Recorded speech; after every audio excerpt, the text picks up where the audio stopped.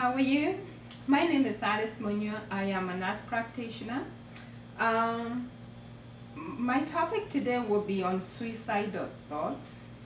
We're going to talk about suicidal thoughts. But before I start, I have to give you a warning to tell you that no matter what is going on in your life, the things that I'm going to talk about should be in addition to what you and your doctor and your therapist is doing. I just want to give you the spiritual component of mental illness because that one gets to be neglected a lot. I am not advising anybody to stop taking their meds. I am not telling you to do anything. I'm just giving you information on top of what you and your doctor are doing. So let's talk about suicidal thoughts today, and we're gonna do some understanding today. So because before you can defeat something, you have to know what it is. Before you can defeat an enemy, you have to know its characteristics, and you have to know its place of abode. So before if you have to do anything, you must get understanding. Okay, so let's talk about suicidal thoughts. Number one, what are thoughts? Where do thoughts come from? Thoughts are spiritual seeds. Thoughts are not physical things. And we have good thoughts and bad thoughts. And I want to give you something your doctor has probably never told you. The human beings do not have thoughts of their own. Yes, I'm telling you that. I don't have any thoughts of my own. All my good thoughts, they come from the Most High God. And I say the Most High God because I know there are so many gods and so many lords in the universe, so I have to identify whom my good thoughts come from. They come from the Most High God. They come through my spirit, through the intuition part of my spirit. And then they go down to my mind. And in my mind, I process them, I analyze them, and then I choose them. So that's where good thoughts come from. So where do bad thoughts come from? Bad thoughts come from the opponent of the Most High God, who is also your enemy. But if you don't know how your enemy works, you will never be able to defeat him. So I hear people talking about suicidal thoughts and how suicidal thoughts are caused by depression, and I cannot tell you how untrue that is. So we're going to talk more about where bad thoughts come from and where do they all meet. So good and bad thoughts, they all meet in your mind. But in your mind, which is the part of your mind is the first part of your soul. In your mind, you analyze them, you choose them, and then as you choose them, you also feel them. And that is what your brain captures. So you don't think with your brain. I think our textbooks have a big, huge mistake because they tell people that we think with our brains. So you don't. You have a spirit, you have a soul, and you have a body. And those are the three parts of a human being.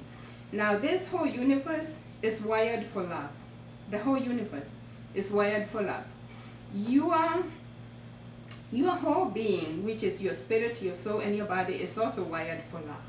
Your brain is wired for love.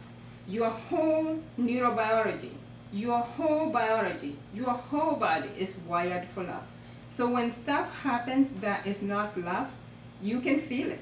And so all I'm saying is, if you have to get anything, get understanding. So suicidal thoughts. What are suicidal thoughts?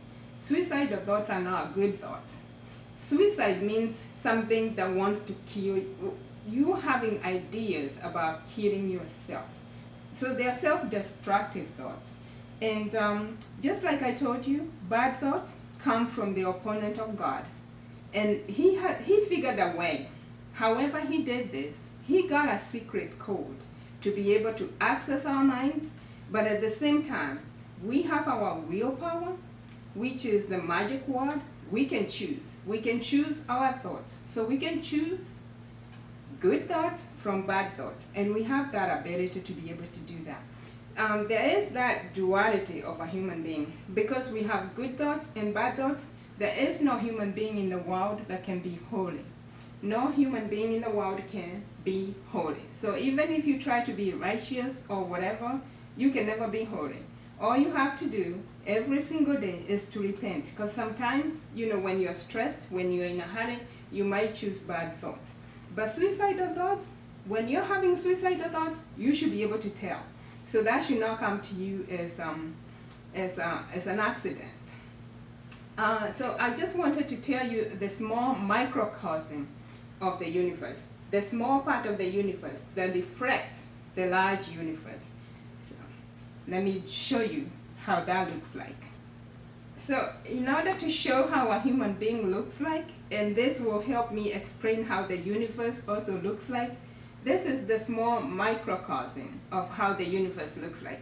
A human being has three parts. You have a spirit, you have a soul, and you have a body. The spirit is the master, the soul is the servant, the body is the slave. The servant, right here, does not know truth. But the spirit, because this is a piece of God in you, the spirit knows truth. Why does the spirit know truth? Because it's connected to the Most High God. And thoughts will come, good thoughts come through here, they come to your mind, and then they flow to your body. Your body gets the thoughts in form of energy or electromagnetic waves. So here is the battleground, because the devil has a secret code to access your mind. But with your willpower, you can be able to tell truth from lies. So let me tell you one truth, because people have been asking me, what's the difference between the spirit and the soul? I get that question all the time. Well, this has come because our textbooks or the education that we got is so misleading. It tells you that we came from an amoeba, and then we became fish, and then we became monkeys, and eventually we evolved into a human being. So if you think you came from a fish or an amoeba, you are not a real human being. I don't know who made you, but it couldn't be the Most High. Because the Most High put a piece of himself in you, and you should have a spirit and a soul and a body. Now let's say, for instance, that you only have a soul, because most people think they only have a soul. The majority of people in the world think they only have a soul. Somebody may have cloned you. I cannot even begin to think where this idea came from. That means you only have a soul and a body. I think most animals look like that, and that's why animals are not the same as human beings. Human beings are not fish, they are not monkeys, they are not amoebas, they are spiritual beings. So that's the small microcosm of the universe. The big universe looks exactly like that. There's the spiritual world, and everything comes from the spirit. And then there's the mental world, and this is where the battle between good and evil happens. And then there's the physical world, the world that we see. So the physical world, there isn't much that's going on here. The things that you see represent a very small fraction of everything that's going on in the universe. So sometimes when we talk about doing research on human beings, I hope you know that you cannot do research on a human being. Because 66% of a human being, you can't see and you can't touch it. The only part you can see is the physical part. And the universe, God said, when he made the heavens, and I want to clarify that he made the heavens, so there's more than one heaven. He says he made the physical world and the non-physical world. Things that are seen and things that are not seen. So that's how our universe looks like. We have things that we don't see. They are right here among us. We just can't see them. And that's why without faith, it's impossible to please God. You have to have faith, and you have to believe in his word and what he says. Otherwise, you will be lost. You will absolutely be lost. So that's the big universe. That's how the universe operates. And I told you about that theory. You know, when you're spiritually connected to the Most High God, you will get accurate thoughts and accurate knowledge. So what do we see? And I told you, we see the human beings who have bodies.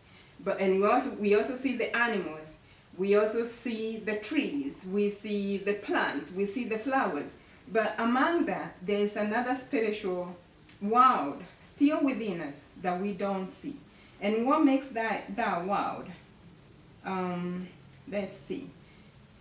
I told you in the beginning, God made the heavens, and that's plural. So there is more than one heaven.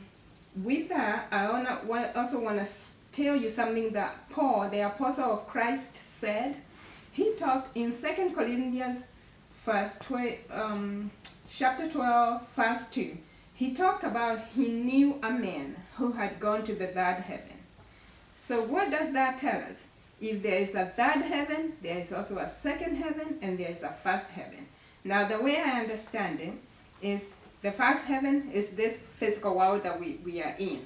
The second heaven, there's a lot of activities that are going on there, but we don't see. And the third heaven is where the Most High God is. So, moving on, let's talk about the spiritual realm. Because remember I told you that thoughts are spiritual seeds and they come from the spiritual universe. The devil is a spirit. The Most High God is a spirit. And we can't see either one, but we believe that they are there. But now, if you don't believe that there is God, you probably also wouldn't believe that there is a devil. And the devil likes it just like that. That doesn't mean that he's going to leave you alone. He will bother you, and he might destroy you, or he might make use of you. Either you walk in his camp, and if you don't walk in his camp, even though you don't believe him, he could destroy you. But again, if you're not a big threat to him, he might just let you be. So in all thy getting, get understanding. And with that, we'll talk more about thoughts the next time I see you. I'm going to have to divide this into 4 segments because I want you to get the information, and I want you to get the right information. Thank you. Until next week.